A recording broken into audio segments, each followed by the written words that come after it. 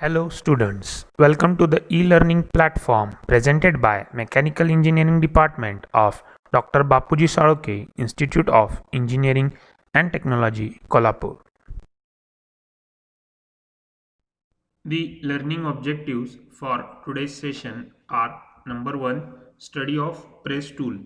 Press tools basically consist of a punch and a die. The types of punches and the method for holding the punches and types of dies and method for holding the dies will be studied in today's session. Second, study the parts of standard die set. To hold these parts together or to perform the working of a press properly, smoothly, there are some necessary elements. These elements will be studied in today's session. Starting with press tools. The general nomenclatures of tools used in presses are called as dies and punches. The term die is also sometimes used to denote the entire press tool including a punch. A punch is that part of a press tool which enters into cavity formed in the die section, whereas a die is a part that of the press tool which has an opening or cavity to receive the punch. Die is rigidly held on the base of the press. Die carries an opening which is perfectly aligned with punch and its movement. Both die and punch work together as a unit, and this whole set is called as a die set. Punch and die both are made of high speed steel. Die is part where strength and wear resistant both properties are required. So normally working surface of the die is made of satellite or cemented carbide. Starting with punch. A punch is that part of a press tool which enters into the cavity formed in the die section. The punch is is fitted at the lower end of the ram. Lower end of the ram holds the punch holder which is equipped with the punch plate. Punch plate is generally made of stainless steel or HSS. Yes. Design of the punch also depends upon the pressure which is required to penetrate through the workpiece. The basic types of punches can be summarized as plain punch, pedestal punch, perforated punch, and punches mounted in a punch plate. These different types of punches are we are going to study in today's session. Types of punches. The very first type of punch is plain punch. Plain punch. This type of punch is economical and easy to operate. It is a simple block of hardened tool steel. The shape of punch depends upon the required profile. Plain punch is directly mounted into the punch holder of the die set. When extra length is needed, plain punch is mounted onto the flat punch plate. Screws and dowels hold plain punch in the same way as they hold the solid block. The length and width of plain punch should be at least equal to the punch height for the stability.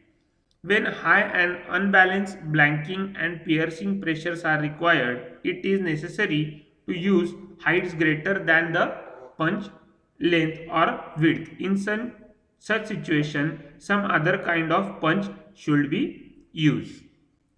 Second is pedestal punch.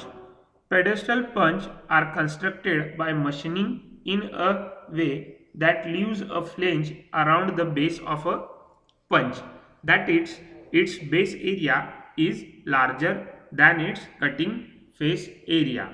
Pedestal punches are advantageous because of large base and solid constructions, hence are stable. Cutting forces distributed uniformly throughout the punch over large base. Pedestal punches are capable of withstanding heavy cutting forces. The flange of pedestal punch is wide and thick enough to provide space for holes which are used for mounting. The third type is perforated punches. This type of punches are fabricated or purchased directly from the market depending upon the need of the die. And the last is punches mounted in the punch plate. Punch plates are used to hold and position the punch properly. The punch plate is also used to increase the strength of punch. Perforated punch has rounded head and shank, hence they are easily mounted in punch plate. Next is the holding methods of the punches. The punch plate holds the punch rigidly and accurately. Different ways of holding the punch plate are shown in the figure below. With the help of punch plate, punch A's are easily mounted and can be easily assembled and disassembled. The punch plate holds the punch rigidly and accurately. The first figure shows punch can be fastened by forcing it into the punch plate. Top end of punch is flattened to fit in the counter sunk recess as shown in the figure 1, that is figure according to the point 1. Second, according to the point 2, punch can be clamped to the punch plate with the help of a set screw. The correct position of the punch is located by cutting a slot into the punch plate as shown in figure. According to the point number 3, shank of the punch is forced into punch plate top end of the punch and is made of flat to fit into counter sunk recess as shown in figure. According to the point number 4, punch can be directly secured to punch plate with the help of grubs or grub screws as shown in figure. Next is set screws are used to fasten the punch to the punch plate as shown in figure according to the point 5. According to the point 6, fastening of punch with the help of two dowel pin is shown in figure. With the help of two dowel pins, the punch can be accurately mounted in a punch plate. And last is the flange end of the punch is secured with the help of punch secured to punch plate by the help of set screw from punch end as shown in figure, that is according to the point number 7. The punch is secured with the help of the screw from the punch side to the punch plate. So these are the different holding methods of punch. The next is die and its holding method. Die is normally held in a die holder which is clamped to the bolster plate mounted on the table or to the base of the press. Three different methods are of securing the die blocks to the die holder are discussed here in a figure given below. The method number 1 shows the die block is secured to the die holder by 4 sets of screws shown in figure.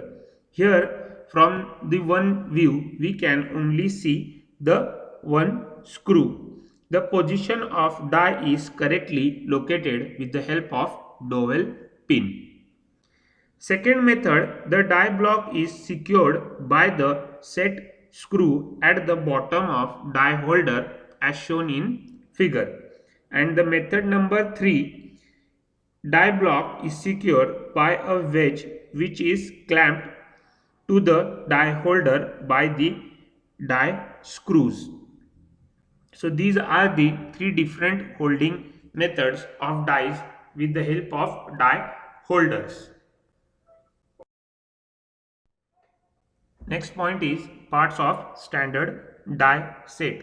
The complete die set is consists of punch, die and some other accessories which are described.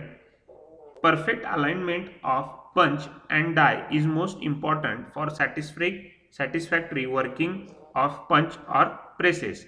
Accessories of die set provide the required alignment and rigidity to system and improve accuracy of the system performance. These accessories are finished parts, removal of waste. The die accessories are shown in the figure below. The first is the punch holder. The punch holder, it is also known by its other name, upper shoe of the die set. Punch holder is clamped to the ram of the press. It holds the punch below it. Next is the punch. The punch is the main tool of die assembly which directly comes in contact with the workpiece during its processing. Its details have already been discussed in earlier part of today's session. Next is the die holder. Die holder, it is also called as the die shoe. It works as a support for die block and is rigidly fastened to the bolster plate of the press. Next are the stops. Stops are used for maintaining correct spacing of sheet metal when it is fed below the punch to maintain the quality of output. This restricts the feed of the stock, that is workpiece, to a predetermined length each time without doing any precise measurement. Normally, two types of stops are used, bottom stop and lever stop. Next are the pilots. Pilots are used for correct location of blank when it is fed by means of mechanical means. The pilot enters into previously pierced hole and moves the blank to the correct position to be finally spaced by the stops. Normally, pilots are fitted to the punch holder. Next is the stripper. Strippers are used to discard the workpiece outside the press after completion of cutting or forming operations. After cutting, when punch follows upward stroke, the blank is stripped off from the punch cutting edge and prevents it from being lifted along with punch. This action is performed with the help of stripper. Next are the knockouts. Knockouts are also the type of stripper which are used generally in case of inverted dies. And last are the pressure pads. Pressure pads are the plates which grip which grip the workpiece very tightly at end when it plastically flows between the punch and die. So these are the parts of a standard die set. There are different types of part for different accessories that we are going to learn in further session.